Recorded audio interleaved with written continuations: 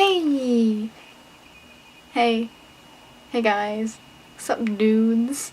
Here's a video how to work on your cosplay without actually physically working on your cosplay. Because sometimes it feels like, oh, I don't have any materials, I don't have the right tools, and I don't have the money to get the tools right now, so I just can't work on it, which isn't really true. There's a lot of planning aspects and everything else. Well, you can technically get further with your cosplay without even really realizing that that was a step you would have to do anyways, so yeah. First way is plan it out. Have you planned it out yet? Don't need to plan it out. You might forget something. If you want to learn how I plan out my cosplays, I have a video on it, but it's not very good. And if you guys want me to like redo that or go into more depth about one of the topics, then write out all the list of everything you're gonna need, plan out, go even further, plan out what exact materials you'll need to make every single piece, because sometimes you don't realize until you like write everything out or like look at everything and you're like, wait, I can make this little piece. Window shop, say some things that you can't make, so you want to plan out what you're gonna buy for it, what material, and you can just do a bunch of research online what you're gonna buy. What I do is save them into a Google Docs, which you can access those Google Docs with my exact list of materials for only $1 on my Patreon. Just save the links of things you're gonna buy, save multiple different things just in case one sells out before you can get the chance to buy it. Window shopping, honestly, it saves so much time for when you're actually wanting to buy something, because otherwise you might buy the first thing you see and then you're like, oh man, I could have bought this one that's a little bit better. You don't have materials, but you have money, then you probably just buy materials. This it's not going to be what you're able to do every time. Cosplay is very expensive, but sometimes you've saved up, or you're getting paid this week, or whatever, and you think, you know what? I don't need to eat. Let's just buy the materials instead. Let's do it.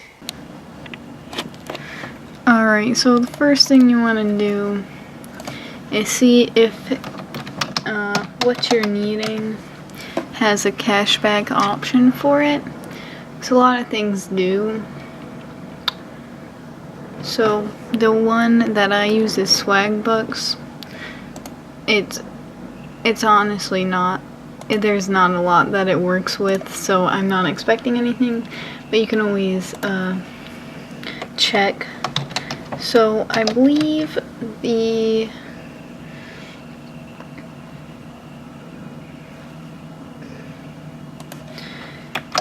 well, see, there you go. I got 6 cents. So I think, you know, I'm gonna go with Unique So because I did the window shopping already. Oh, and look at that. On all pink contacts though, unfortunately, we're not getting pink ones today. I have some pink ones that are probably expired, but okay, so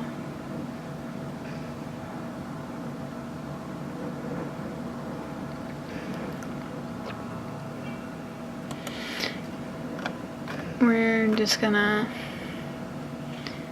continue, and we have honey on our side as well, which is always good.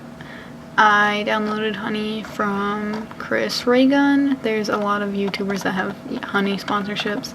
That's just who I got mine from because I enjoy his content. So, you know, I support him, support yourself. So it's pretty a good time.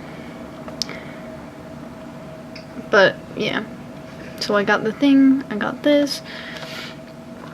So we're gonna save a little bit. We don't know how much quite yet, but it's always, you know, every dollar pretty much counts.